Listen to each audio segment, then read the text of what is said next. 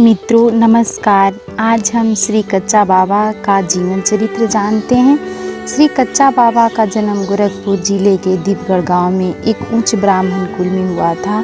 उनके पिता श्री विश्राम पंडित विद्वान थे।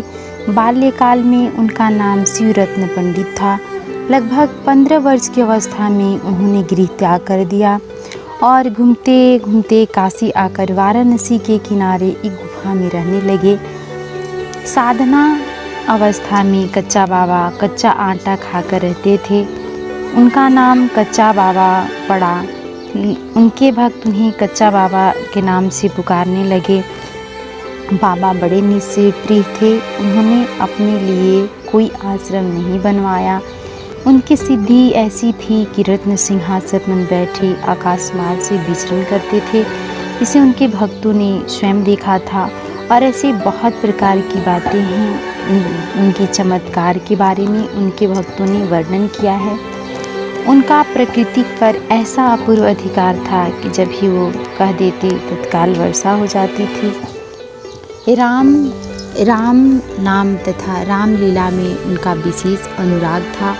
उनके दर्शन के लिए भारत के दूर दूर प्रांतों से लोग आया करते थे।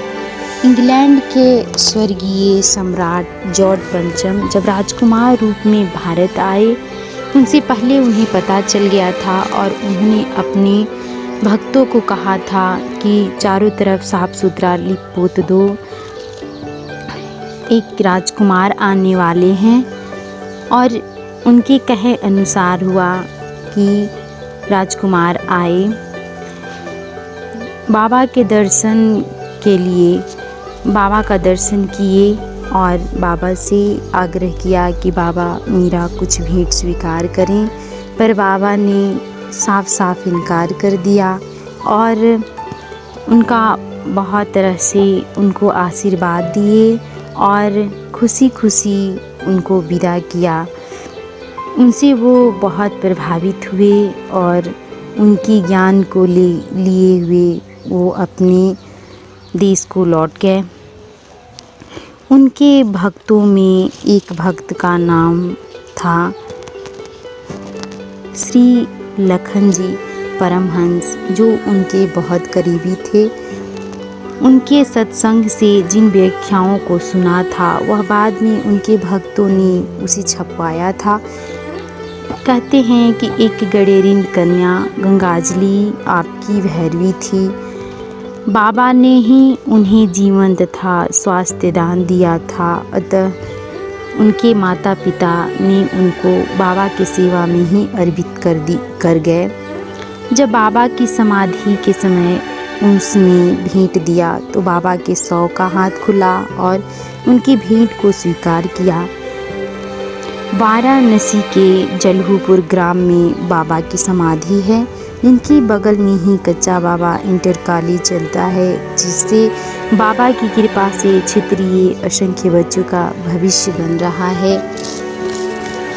बाबा आज भी अपने भक्तों के दिलों में जिंदा हैं। बाबा आज भी हमारे आसपास में हैं। उनकी असीम कृपा है हम पे। मित्रों, परम शक्ति की सत्ता को स्वीकार करते हुए धर्म का आचरण अपनाएं। वसुदेव कुटुंब के भावनाओं के साथ हम जीवन यापन के परम सत्ता आप लोगों के मनोरथ पूर्ण करें।